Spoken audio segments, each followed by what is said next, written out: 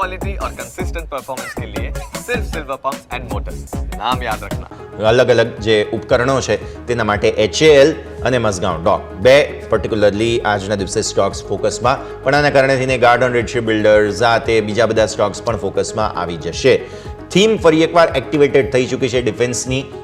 કે કઈ રીતે જુઓ છો? HAL અને મઝગાંવ ડોક તો બંને આજે ફોકસમાં છે જ, પણ આ સિવાય ગઈકાલે પણ આ સ્ટોક્સમાં ડિફેન્સની થીમમાં એકચ્યુઅલી બઝ બનતો જોવા મળેલો હતો. વેલ, ડિફેન્સની થીમની વાત કરીએ તો પ્રેઝન્ટ ગવર્મેન્ટ હાલની જે સરકાર છે ઘણું સારું કામ કરી રહી છે ડિફેન્સ માટે.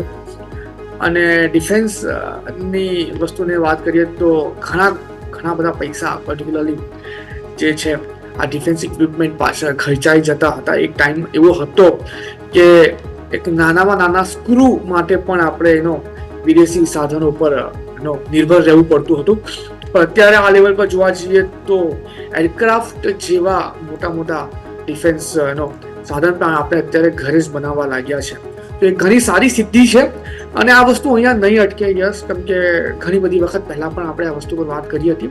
આપણા દર્શક મિત્રોને પણ એટલું કહેવા માંગુ છું કે જ્યારે આવા સોદા થતા હોય છે, જ્યારે આવી ડીલ થતી હોય છે, જ્યારે સ્ટોક પરફોર્મ કરતો હોય છે અને જ્યારે સ્ટોકનું ફંડામેન્ટલ સારું હોય છે અને ગવર્મેન્ટ જો પર્ટિક્યુલર સેક્ટર પર ફોકસ કરતું હોય છે, તો તમે એને સમાચારના માધ્યમથી, તમે એને ફિઝિકલી, તમે એને જે પણ માધ્યમથી જોવા માંગતો હોય જુઓ. કેમ કે તમને ખબર પડશે કે ગવર્મેન્ટ ડિફેન્સ સેક્ટરને લઈને કેટલા કામ કરી રહી છે અને કેટલી નિર્ભરતા બીજા દેશ પર જે હતી આપણી ઘટાડી રહી છે. અને આવનારા દિવસમાં મને એવું લાગે છે, યસ, આઈ થિંક તમે પણ એગ્રી કરશો કે જે અત્યારે આપણે નેટ ઇમ્પોર્ટર છે ડિફેન્સ માટે, એ આવનારા દિવસોમાં આપણે નેટ એક્સપોર્ટર પણ આમાં બની જશું. એટલે ટાઈમ હતો જ્યાં ઘણા બધા લોકો કહેતા હતા કે ગવર્મેન્ટ બધી કંપનીઓને વેચી રહી છે, HAL ને વેચી રહી છે, HAL ને વેચીને બંધ કરવાની માંગ કરી છે.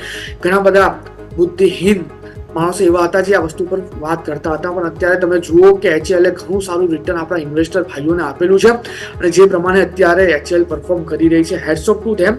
અત્યારે 4832 પાસે HAL ટ્રેડ કરી રહ્યો છે. નવા ઓર્ડર મળવાના ચાન્સીસ છે. ગવર્મેન્ટે નવા ઓર્ડર આપ્યા છે. ચાન્સીસ છે HAL આપણને 5100 અને 5100 જો બ્રેક કરે તો ઉપરની તરફ 5300 સુધીના પણ આપણને HAL માં લેવલ જોવા મળે. તો મારો ખાલી એટલો જ કહેવાનો મતલબ છે કે ડિફેન્સ સેક્ટરમાં જેટલા પણ કાઉન્ટર્સ આવે છે, જો તમે એને એઝ એ SIP તરીકે પણ દર મહિને અથવા તો દર અઠવાડિયાની વાત કરું છું, દર અઠવાડિયે પણ જો તમે એમાં થોડા સ્ટોક તમે લોંગ ટર્મ પર્સપેક્ટિવથી જો લો તો આનો કમાલ તમને લોંગ ટર્મમાં જરૂરથી જોવા મળી શકે છે અને તમને સારા એવા રિટર્ન પણ મળશે. ઓવરઓલ જે વ્યૂ છે ડિફેન્સ સેક્ટરને લઈને ટોટલી પોઝિટિવ સાઈડનો છે અત્યારે.